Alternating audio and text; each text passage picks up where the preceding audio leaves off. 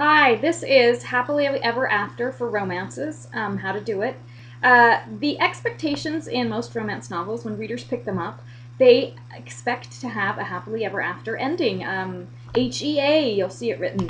I don't think there's anything wrong with this expectation. I think a lot of readers have expectations when they come to a genre that they love.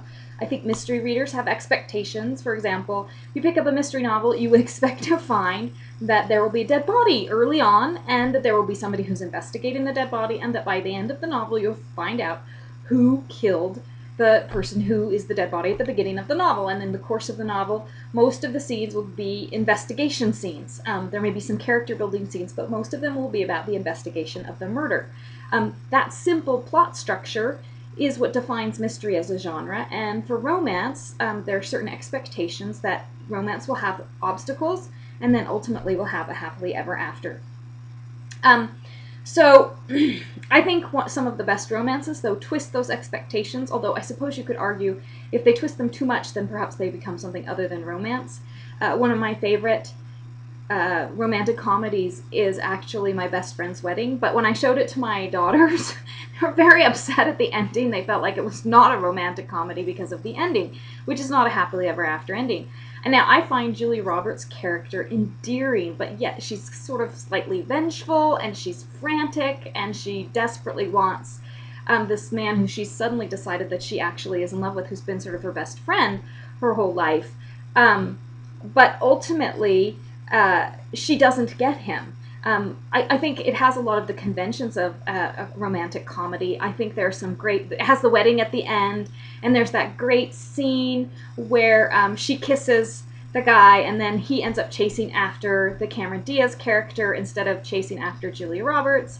And then there's that great bathroom scene where Cameron Diaz smacks Julia Roberts for trying to steal her man. Those are funny moments, and they're romantic moments. And perhaps we forgive the movie because Cameron Diaz's character is so very lovable, and the actress does a wonderful job at making that character very lovable.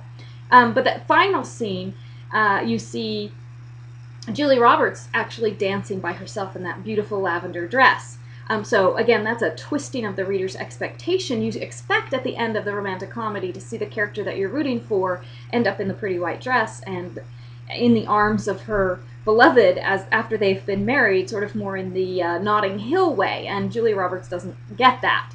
When I was writing The Rose Throne, I had to think carefully about what sort of a happily ever after ending I was going to go for. Ultimately, I ended up deciding that there were too many problems in the novel to have a strict happily ever after ending, at least for, this one book by itself. So I wrote a couple of different versions of endings. One version was a complete downer, and there was no hope. The two Issa and Kellin broke it off with each other. And another version, they ended up, having a kind of happily ever after, but that didn't satisfy me as a writer. I felt like it was sort of tacked on.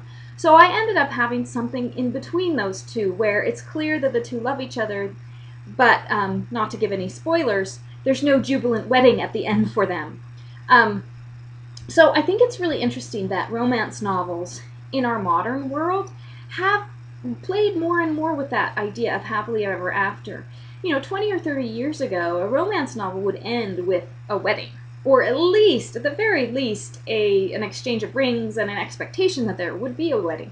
But more modern romances actually have, different ways in which you can have a happily ever after ending. Just declaring love for each other.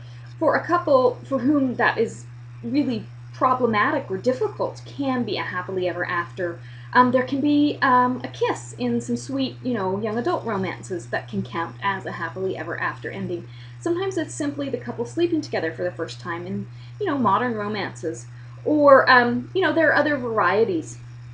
And I think there's nothing wrong with having, this different kinds of happily ever after romances. The most important thing is that you want to make sure that you fit the ending to the characters and the world that they're in. So what is happiness for these characters? And what is realistic for the world that they live in?